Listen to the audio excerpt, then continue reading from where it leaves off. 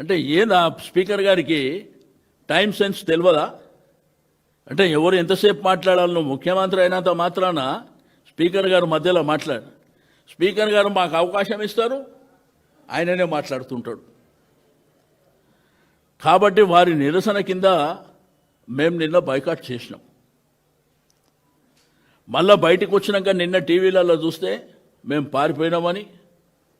అరే పారిపోయేది మీరు. అసెంబ్లీ నెల రోజులు పెట్టమంటే 3-4 రోజులు పెట్టుకొని పారిపోతుంది మీరు. పీపీటీకి అవకాశం ఏమంటే ఇయ్యమంటుంది మీరు. కాబట్టి శాసనసభ అనేది అందరిది. అక్కడ ఉన్న ప్రతి మెంబర్ కూడా హక్కుదారుడు. అవకాశాలు అనేది అందరికీ ఇవ్వాలి. ముఖ్యమంత్రిని విమర్శిస్తే నేను మైక్ ఇయ్యానంటాడు ఆయన. కనీసం రూల్స్ బుక్ చదవండి. ముఖ్యమంత్రి గారిని అంటే విమర్శిస్తే డబ్బా కొట్టాలనా, భజన చేయాలనా నీకు మీ ముఖ్యమంత్రికి? ప్రతిపక్షాల పాత్ర ఏంది? ప్రజా సమస్యల్ని అసెంబ్లీలో మా గల్లమెత్తడం, ప్రభుత్వాన్ని ఆకర్షించడం, తద్వారా పనులు జరగాలనేదేదా ప్రతిపక్ష పార్టీలది.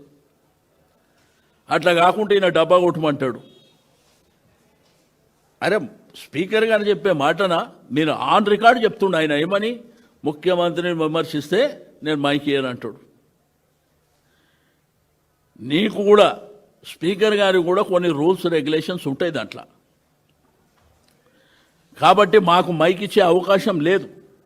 మాకు మైక్ ఇచ్చినా ఆయనే మాట్లాడుతుండు మధ్యలో. కాబట్టి రెండోది చీఫ్ విప్పులు వాళ్ళ బాధ్యత ఏందండి?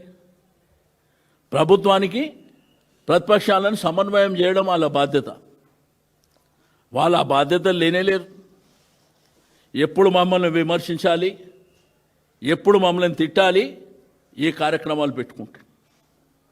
ముఖ్యమంత్రి గారు అంత భూత పురాణం మాట్లాడితే శ్రీధర్ బాబు గారికి అనిపిస్తలేదు. ఆయన నేను లేచి అడిగితే ఏమంటాడంటే మీ పేరు పెట్టి చెప్పిండా అని మాట్లాడుతుండ